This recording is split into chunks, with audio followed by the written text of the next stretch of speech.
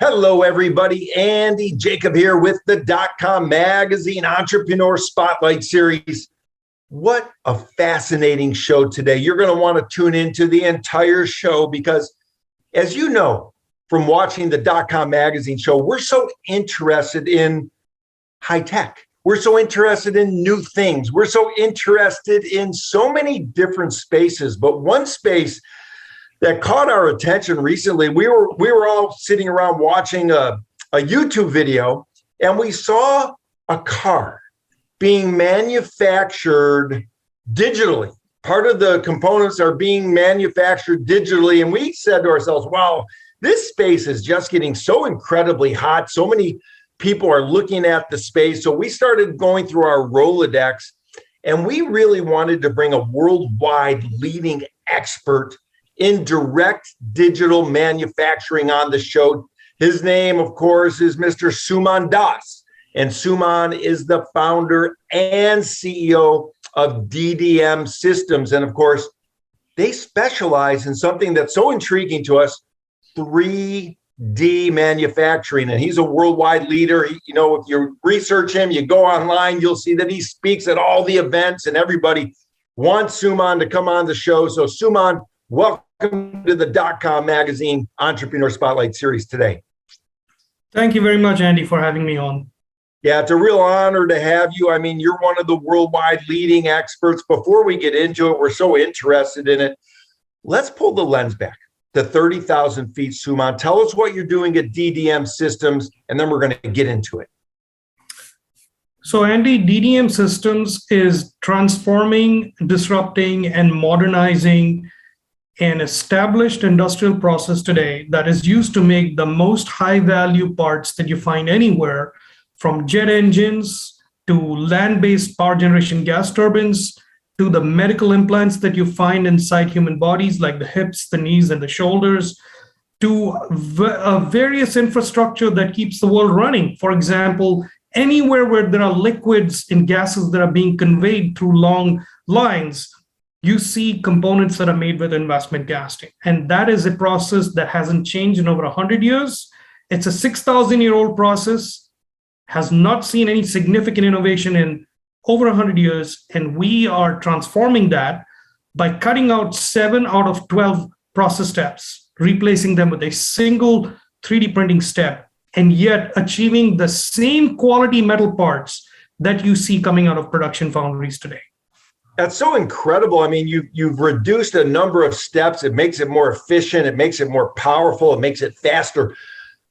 3D printing. I mean, here we are 10, 15 years ago. You never even heard about 3D printing. And here we are with what you're doing with your DirectPour process. I mean, that's really incredible.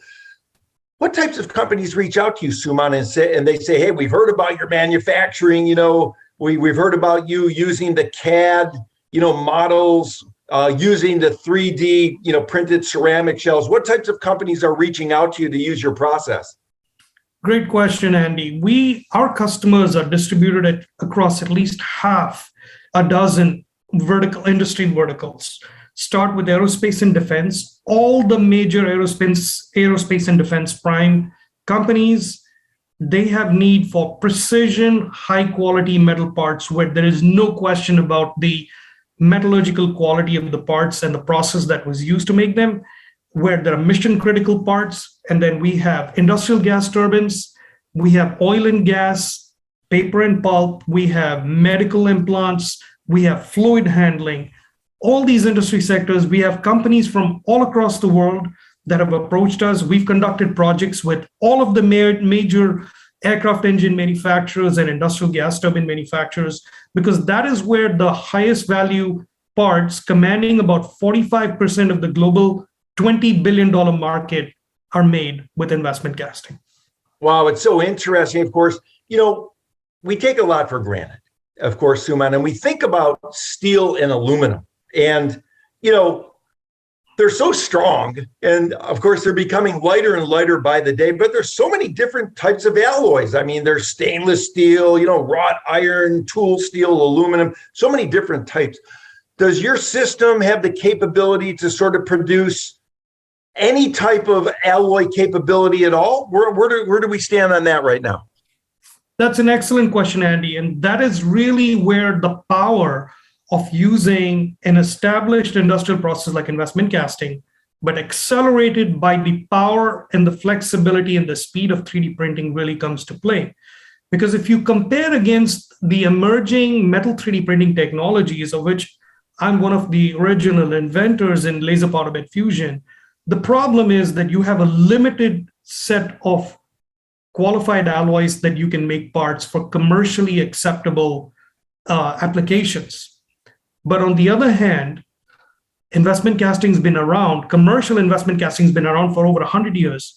And there are standard alloy compositions that you can open up a book and say, I want my part to be made in this particular alloy designation. And the beauty is that the same ceramic shell material system can be utilized to produce castings in literally hundreds of standard alloys. So our process and the material that we use, which is primarily silica or silicon dioxide, which is the material that you find on the beach, that's what is utilized to make the shells. And using those, we have covered entire large categories of nickel-based superalloys for jet engine applications, aluminum and steel for various industrial applications. And we've qualified over half a dozen alloys of these types using our shell system to prove that they're equivalent in all respects to commercially produced parts coming out of production foundries today. That's so incredible. Flexibility is tremendous. Yeah, Sorry. It's tremendous. Of course, people call you Dr. Das. I'll call you Dr. Das as well, Suman. So on television, we see sometimes, the jets flying around. And it's incredible to think, that here we are, 3D printing perhaps has produced some of the engines or some of the components for those jet engines. Isn't that right? That's absolutely right. Jet engines, especially the ones that fly, the aircraft engines, they represent the epitome of engineering. When you're talking about rotating parts, high-speed rotating machinery, let me just give you a small, short little story. Are you going to take a plane anytime soon to fly somewhere? I hope so. Okay. You might be sitting on the exit row seat and you'll be glancing out of the window and looking at that engine hanging off the wing. The thing that you probably don't know, most people don't know, the air that is being sucked in from the front end of the engine from the atmosphere is being compressed to 36 times normal atmospheric pressure. Then it's being mixed with aviation fuel and it's being combusted, it's being lit on fire, which leads to a massive explosion. And it's the energy of the explosion that makes the turbines rotate. Those gases of combustion are flowing over the first stage of turbine blades, which are made by investment casting. Those turbine blades have a melting point of about 1300 degrees C. And the operating temperature of the blades is within 100 degrees C of the melting point. And yet millions of people take planes every day and planes don't fall out of the sky like chocolate on a hot summer afternoon. And that's because of the extreme engineering that goes into the materials and the manufacturing technology that is utilized. But the problem that we face today is that these designs are becoming so complex and so advanced that current manufacturing techniques are not capable of producing these designs in many cases. And in other cases, the lead time to getting the first castings is excessively long. Think about 52 to 80 weeks to get your first set of parts from placement of order.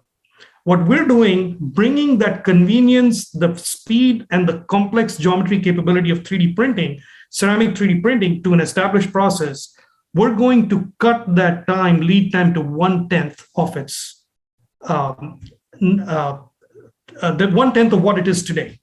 Wow, that's incredible. And of course, that's why so many people are looking at what you're doing, Dr. Das, as being sort of a new revolution. And it's really, really powerful what you're doing at DDM Systems.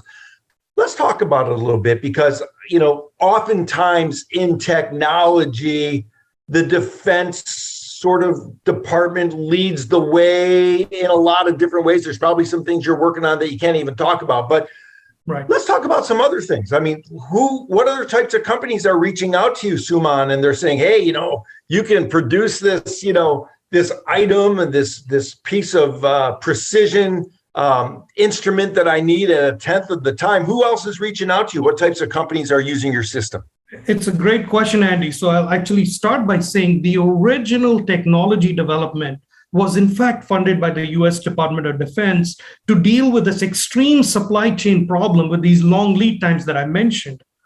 And so they funded the original effort, which was considered a pie in the sky effort. So DARPA, the government's VC, came in and funded it to the tune of $6.3 million back in 2008. Since then, we've done development, but the government actually wanted this technology to be available to both Department of Defense prime contractors as well as to US industry and to the global industry at large.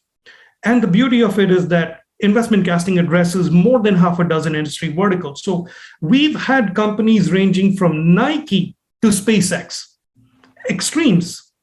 We've had companies wanting to make a mold to produce a particular kind of an embossed pattern on the sole of the next generation shoe. And on the other side, we have a company like SpaceX wanting us to make a very sophisticated part that goes to the bottom of the rocket that shoots the air fuel, the mixture, the gases to literally cause the combustion and the liftoff of the spacecraft to occur. So in between, we work with companies that deal with pumping fluids. So you have all kinds of pumps and impellers which have very complicated internal passages. Another example that we did was think about legacy aircraft that the US Air Force owns. The supply chain is gone. You need spare parts. There are literally about over 100,000 spare parts that cannot be found today. And they are looking to find companies that can fill that need. And so one example we did for a competition that was hosted by the US Air Force AFWorks, which is literally it's an analog of running a rapid business competition. There was a part that's on an F-16 aircraft. It's a cover, it's an aluminum cover. It takes over 100 days to produce from order. And the supply chain is disappearing. The foundry, there's only one foundry that can do it. And we did that as a demonstration from even the drawing, the design of the part doesn't exist. They had to actually 3D scan the part, give us the design. We turned that into a shell. We worked with one of our partner foundries, and using that partnership, we were able to go from the design to a casting in 39 days. So again, that's an example of time compression. So, there's the defense vertical, the aerospace vertical. We are working on parts for industrial gas turbines. These are very large, very high value parts, which would, like I said, take dozens of weeks to make. And we are working on next generation designs for those kinds of parts.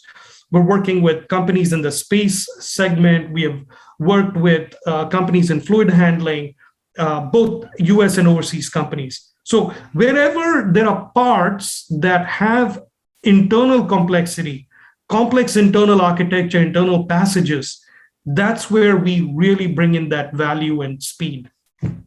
Yeah, it's so interesting. Of course, I would imagine, it's going to be very, very fun to see, some of the components that you put together, on the moon and on Mars and out in space. I mean, it's so interesting. And of course, working on these airplane parts with the time compression you've been able to do on the part with the F-16. I mean, they need to produce parts for the older aircraft as well. And that's why they're reaching out to you. Now, one thing, Dr. Das, that you become worldwide known for as a worldwide leading expert is you love complex design. I mean, from my perspective, if something comes to you that's easy to do, it doesn't really get you out of bed in the morning, but you love these complex designs. What is it about that sort of gets you going? Why do you and your team love to do the complex ones, so passionately? So really something that really drives us because of what we have developed and what it's really capable of. So just draw a simple analogy. If you use a traditional process, whether it's casting or forging, where you are using a tool into which you're either pouring molten metal or you're taking metal and you're deforming it to create the final shape, you're volumetrically creating that entire object at once. the complexity that you can then impart to that object is somewhat limited because it's limited by the tools that you use, the dies, the tools and dies, and also the actual manufacturing process. But as we are moving forward in the past decade and the next decade, companies are working towards new advanced designs, whether in terms of getting extreme performance, making parts much more complex internally, or lightweighting parts, removing material to get lightweighting so that you get better fuel economy. All of these requirements are needing the creation of new capabilities and new technologies that can achieve those very tight tolerances and extremely fine features easily without significant scrap and significant trial and error and repetitiveness. So what we bring here is we've got a process which is built on very solid fundamental science. There was 5 years of effort that went into that before we actually went on the, to form the company and go into the commercial side. And the key here is being able to really make the impossible possible. I love it. Well, nothing is impossible is right behind me, and you're making everything possible. Of course, when we think about it and we think about what you're doing, once something comes out of the casting, we're curious about it. Lay people, are curious. How do you make sure that what's produced is absolutely perfect to fit into that jet engine? Is there a holographic sort of system that looks at it from all the different angles? How do you know that it's absolutely perfection to be able to go into a jet engine? Precisely. You're very, very close to how it's actually done. There are many non-destructive inspection techniques that are applied to castings that come out of a casting process. First thing you look for is, are there any surface flaws? So you do what is called FPI, fluorescent penetrant inspection. What you do is you throw in a fluorescent dye, which actually goes and kind of congregates in surface cracks, and then you light it up with ultraviolet light, and it'll just show up right like a fingerprint, like how it's done in forensics. So FPI is one area that's done. Then there is 100% X-ray inspection to look at the insides of the part. Did you leave behind any ceramic that shouldn't be there? Or are there any internal flaws? So that is done to look at the inside, to do a full 3D non-destructive. So basically what they end up doing in industry is they do a CAT scan of the actual metal parts. And the third thing that is done to look at the complete external geometry and the conformance of the part to the intended geometry, they use something called blue light scanning, which is a form of interferometry. What you end up doing is you project fringes, and then you look at how those fringes deform on the on the surface of the body, and then you do some mathematical calculations to take it back and map it back to the original intended 3D design. And this can give you a measurement which is accurate to within a third of your or my hair diameter. So that is how close you can match the measured manufactured object to what the designer intended. And in between, there are all kinds of complex corrections and correction factors and all kinds of things that have to be done so that what you desired versus what you make, there's a really close match to it.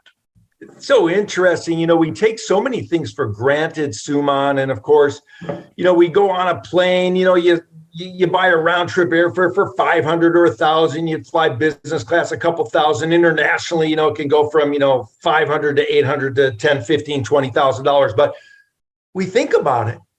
So much precision has to go into that plane. We take it for granted that you can jump on a Southwest flight for $199 and get across country. But all the intricate detail in that plane really, it resonates for us when you speak like this, because, we don't think about it quite often. Now, let's talk about it a little bit more, because you've put together a great team at the company. I mean, you've got some world-class engineers and, manufacturing experts and complex engineering brains there.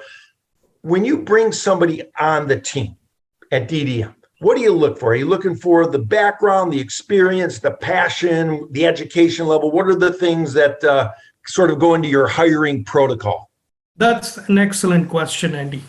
And it really hits the nail on the head on what it takes to put together a tightly integrated team that is going to be highly technically qualified, but also super motivated to work together and to revolutionize the world. So I pay a lot of attention when I bring new engineers into the team. The one thing that I'm very, very thankful for from my PhD days is I was part of a group that developed the laser sintering 3D printing process. And I was in an office with 14 other people that were all from diverse backgrounds. I was a mechanical engineer. There were people from material science. There were people from chemical engineering. There were people from electrical, computer science, metallurgical. So I have followed that template. And that is how I put these teams together, because I put cross-functional, interdisciplinary teams together. Number one. The one extremely important aspect that I look for, and I ask this for everybody that I interview, I say, give me I look for at least two strong technical skills, not one. You need to have two strong technical skills, but also have breadth and really need to enjoy doing hands-on work. Because 80% of the time, our engineers are on the shop floor working our printers, developing materials, breaking out shells, breaking out castings, and so forth. So people have to have really good training. So the pedigree is super important. And there are a number of schools across the United States where really good hands-on training is given. And I'm fairly aware of that because of my, other job at Georgia Tech. But I look for that, and I look for two strong technical skills, but I also look for passion and motivation to really do something groundbreaking. So that's how I put these teams together. And then I intentionally fuse all these different disciplines, and they all get to sit together, and there's all this cross-pollination going on all the time. Yeah, I love, of course, you mentioned your other job at Georgia Tech. So you got a full plate. Now, let's talk about it a little bit more. I'm going to hold you a little bit over because I have a few questions. Sure. Your team of engineers and process designers, they're world-class. When you work with a company like SpaceX, another world-class company, how do the engineers sort of collaborate? Is it done through phone, through chat? I mean, how does your team and their team communicate in such a powerful way? Because both of the groups are very, very specific in what they need, and they will not take anything less than the best. Exactly right. So depending upon what the customer wants to make and the quality and the technical sophistication of what needs to be made, I pull in the right people into the team. So obviously the initial interface is with me. And then when I understand what the project is about, then I bring in the right people into the team. And then we have a team from their side, a team from our side. A lot of the times these interactions happened when COVID was raging. So most of the communications occurred through, Zoom calls and Teams calls, an exchange of, secure, sensitive files. That occurs. And then we go back to the drawing board, we do some work, then we have. So basically, when a project gets established and the team from our side and the team from the other side gets established, so for instance, in SpaceX, then we will have weekly cadence calls. We have a weekly catch-up call to see what's going on, what progress has been made. Have you guys, the customer, come up with any design changes based on feedback that we gave you? And then we'll incorporate that feedback. We'll go into another iteration, make another set of parts, give them the results, and say, okay, do you guys like what you see here, or is there some further changes that need to be made? So we keep doing this iterations until we lock it down. I'll give you the example of SpaceX. We were making these big parts that we'd never made such a large size of part. And these are, ceramic parts that are going to get utilized in their foundry because they built a foundry on site to make their own parts. Elon Musk got so frustrated, he said, I'm going to build a foundry on site. So he built a foundry on site. We were so concerned because of the value and the effort that had gone into these parts. Two of my engineers packed the parts, put them in the back of the car, and drove them from Atlanta to Los Angeles to deliver them right there and to witness the usage of these parts first time ever. What a great story. And for the entrepreneurs watching the show, that's the level of passion you need to revolutionize the world like Suman's doing with his team. Now, before I let you go, let's talk about entrepreneurship, because we have some younger entrepreneurs watching the show that maybe can benefit from your background and experience. For the younger entrepreneurs watching the show, Dr. Das, maybe you can give some some feedback about what it takes to get through a tough time in business, what it takes to get through a pothole in the road as an entrepreneur and come out, being stronger for going through it? I would say probably the two most important things: believe in yourself and don't give up. I think those are super, super important, because there will be times when you are really down in the dumps and you are thinking you don't know what to do, you don't know where to go. But what's very interesting, other entrepreneurs have told me this: there will be a time when you're at the edge of the cliff. You will have that moment. But if you get through that moment and you have the power and the conviction and the resolve to get through it, it will be transformational. So I think this is my biggest advice to younger entrepreneurs would be: don't give up, believe in yourself, and build a great team. And another important piece of advice that I learned long time ago, very interesting analogy from the world of tennis. If you want to improve your game, play with people that are far better than you, and your game will get better. So look up to people that are super successful, who have done technically amazing things, and that will push you to get better yourself. Such great advice, Suman. I'm so excited that you mentioned that, because we talk about that all the time, to surround yourself with people that really, have a different perspective and actually have a knowledge base that's different and maybe even more impactful than your current knowledge base, so you can learn from them and surround yourself with mentors that really care about you. I know I've taken you over time. I mean, this has been great. I've been waiting to have you on the show. I'm going to bring you back here in another 6 months or so, because things are moving so fast with what you're doing. I mean, when you find a company that's really revolutionizing a space, really revolutionizing the world, things move very quickly. So I want to bring you back on in 6 months so you can tell me more about some of the other exciting things that you're involved with. Such a great interview, Suman and Dr. Das. We call you both, of course. And thanks so much for coming on the DotCom Magazine Entrepreneur Spotlight Series today. Thank you so much, Andy, for having me. I really appreciate it. And most definitely, I look forward to speaking with you again in 6 months, because I think we're going to have some spectacular new advancements that we will be able to share with the world.